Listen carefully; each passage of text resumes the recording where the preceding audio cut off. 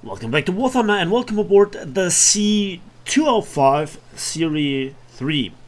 This is a plane that I wanted to spade, not respade, and this was the last match. To make it short, I have a 300% RP booster activated and we are on Sicily. Sicily is not good for Italian planes or Italian fighters in particular, as their engines tend to overheat really drastically. About the plane itself, well, I cannot tell you too much about the flight performances because I always have to cut the throttle in order to prevent the overheat death. But stat-wise, we are looking at two 20mm MG151s, wing-mounted, not in gun pods but in the wings itself, so reducing drag noticeably compared to a B409 G2 with gun pods, and also two 12.7 Breda Safard machine guns with 800 rounds. The machine guns are completely stock. I just have the belts for the 20mm unlocked, and that explains a bit my shooting. A bit, of course, you know, I'm a very good sniper. And wing mounted 20mm do their rest. I have a 500 meters convergence. And this is the stat card for the upgraded plane. So I took the picture afterwards, and I have not a lot of upgrades left to unlock, but I wanted to do it in a battle. As I mentioned, a 300% booster will help a great deal. So we have BB238s in the air, and that means an automatic win, right? Yeah, the enemy does now know how to deal with those planes on a more regular basis. However, they will help a great deal when it comes to the end game scenario. However, they will die relatively soon. You might ask yourself, well, what's that? Well, today I wanted to talk a bit about a few things regarding using your advantages. Always keep a window open for escape or other possibilities, how to use a points lead, stupid jousting, and well, allied teams throwing away their advantages. With the upcoming patch 1.71, the Americans in particular are awaiting the P51H, and they are really looking forward to it. And as of late, I've noticed that a lot more people with a bit higher skill setting, let's put it that way, are playing the Americans. I think a lot of people that want to play competitively, want to have good stats, they obviously choose the nations with highest win rate, with best teamwork, and therefore you're looking, surprise, surprise, on the exercise. Infamous German teams, infamous Japanese teams, and Italians as well. The Italians fight very often alongside the Germans, and that's not a big surprise. Again, you can see here me struggling with the overheating problems of those planes. On Norway it's not that much of a problem, but it's really noticeable on Sicily. So when a patch drops, a lot of dev blocks are released and they show you upcoming vehicles. And the P51 being a tech tree vehicle, that means a lot of people have not unlocked the previous planes, the previous P51Ds and so on. So they're looking for it. And they want to play them previously to be in punching range, so to speak, when the new plane comes out. They want to unlock the previous vehicles. So a lot of those players that now anticipate the P51H being a very good vehicle, very good plane, are now going to shift. There you can see a massive mistake by a big portion of the enemy player base. They are just going down for a few quick easy kills, and all of them are sacrificing their altitude, whereas there are just two planes left, the P61 and a P47 at altitude, and a B25. The B25 will be dealt with sooner or later by the P47, the German premium, and I'm just doing Overwatch things, again struggling with the overheat, yada yada yada. I see that the P47 is going for my P47. I tried to warn him So just, you know, putting the messages in the chat. If you don't read the chat and you get warned, but you ignored it or didn't read it, it's partially your fault, you know. So there is that. The P61 is a very inviting target. I don't have the altitude speed of a P47, which is a fantastic vehicle. All of them, I love them. I still kind of prefer them over the P51s. However, the P51s are not as bad of late as I remember them. And there, well, was that a kill seal? I don't know. However, the P61 killed the P47, and now there is another P47 here, and I hit him, but I sparked off. Those are the stock 12.7mm belts, I'm deeply convinced, and there is a P63 coming in. I don't want to sacrifice my altitude, but I still have to engage the enemy, and we're not completely outgunned, outmatched, as there are two allied or Axis planes there. The Bf-109 is hunting the P63, the P47 is going for the Bf-109. I try some long range shooting against the P47, but don't have quite the performance to keep up with him. Again, the plane is not fully upgraded, and now I have to hunt down the P47D, and yeah, I make a little bit of dog stint about it, but again, the handling is not fully spaded, so I have my difficulties. So then I decide to abandon the attack on the P47 and try to go for the P63A5. And this is now the thing where, again, you can see Axis teams versus allied teams in terms of teamwork, in terms of making their decisions, in what to do with their predictive attack styles. I see the P47, and what I'm doing here is again a little bit of jousting, bit of head-on action, glorious.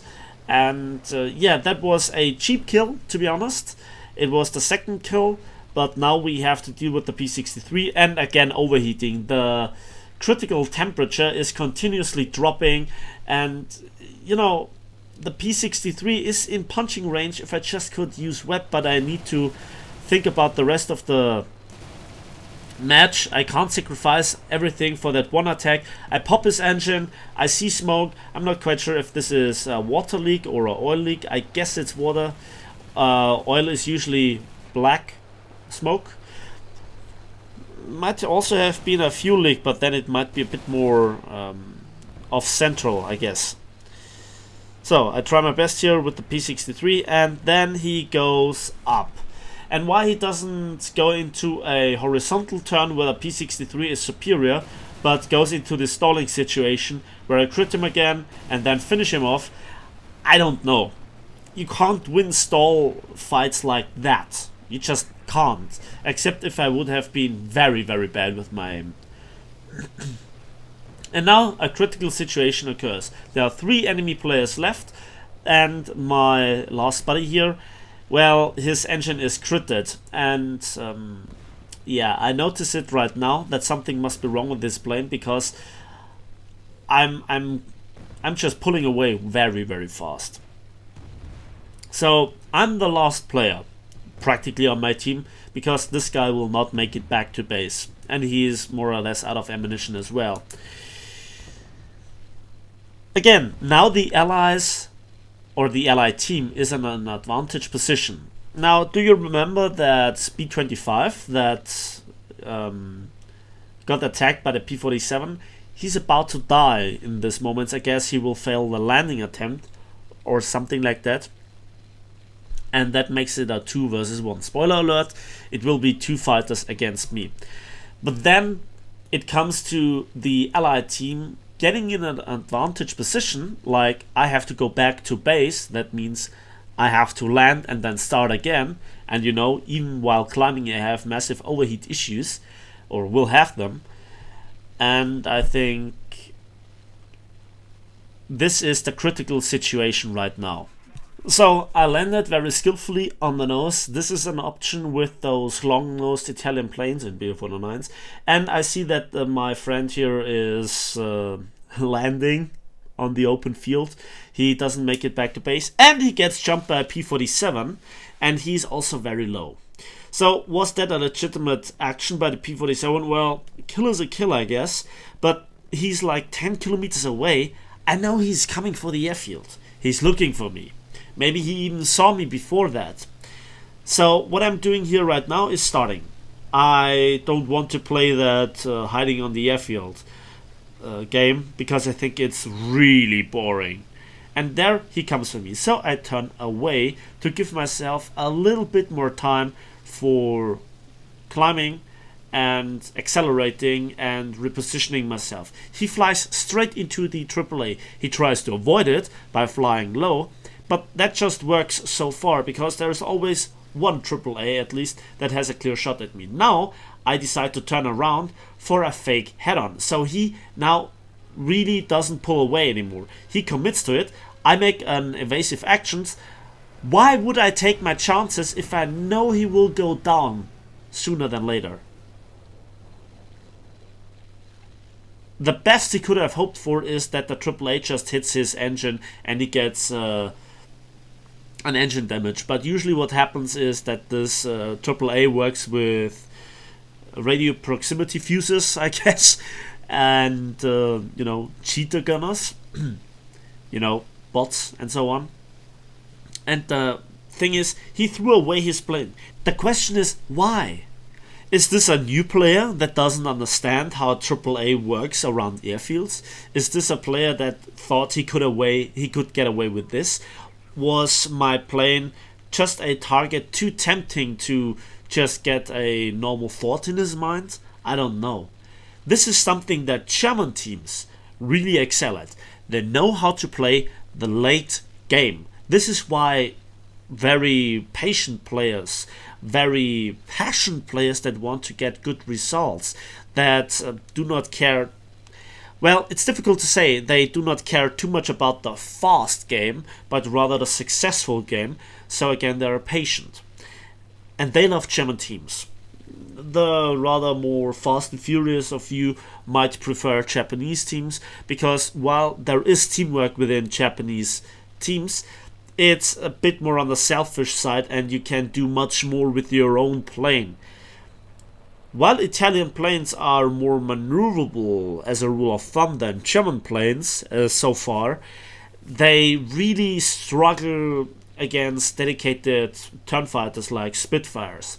Spitfires might often underestimate the turning capabilities of Italian planes and end up in the front of their guns and then claiming that they're overpowered, while they just didn't fully use their advantages and did wrong decisions.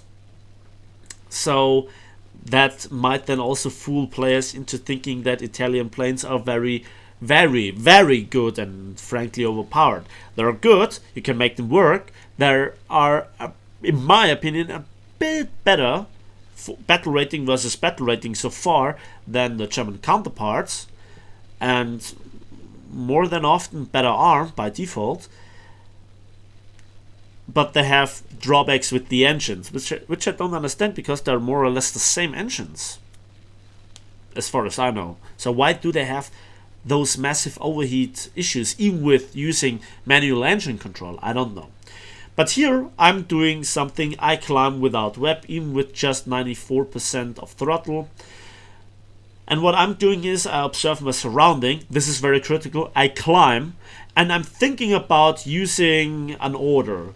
Not Order 66, but something like Avenger or similar orders that give away the enemy's player's position. There's just one enemy left, so it's a 1 versus 1. One thing that I want to point out here is, do you see the tickets? We are in a ticket lead. Not by much, but enough to probably decide the game. And there is just one scenario, and there I saw it. There I saw it just before I wanted to look for where the orders are. I'm not very used to them. The P63, and I did not know that he would go this way, but I thought it would be safer to stay on my end of the battlefield, and we're going a little bit into head-on action, and Sorry for that shooting, and I was very lucky there that my pilot didn't get knocked out. I have to say, this might be due to the completely experted cruise that I have, thanks to some Golden Eagles gift for Gaijin. So without that, my game would have probably ended right there for the health of the pilot. So I was able to take one 50 caliber bullet, I guess. And then we go into a simple, stupid head-on and we both die. So, stupid jousting. That was not elegant, but efficient. Should have been a title for a German game, really. And do you see another points lead from the BB238s come in handy? Yes, yes, yes. I won that game, despite being the last player on my team, you know, being killed. The tickets bleed down. I crash into the ground, or what's left of my plane, and there we go. So the team, to a certain degree, carried itself from the beginning by giving me the tools to victory, and overconfidence of the allied players, throwing away their advantages, just giving me a doable task to fulfill. 80,000 civil lines and nearly 12,000 research points.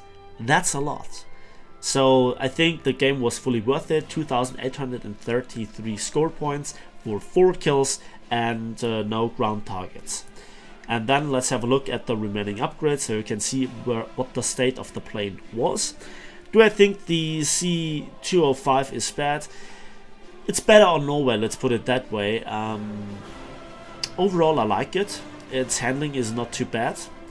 However, the overheating issues on anything but Norway are just crippling in my opinion. So that's it for me today. Thanks for watching, thanks for listening. Let me know in the comment section what you thought about the engagements, the outcome of the battle, if I'm right with my generalization of Allied and Axis teams, and where do you find yourself in the grind for the P51A. Don't forget to give this video a like if you did, and subscribe if you want to see more, and we will see each other in the skies and on the battlefields of War Thunder.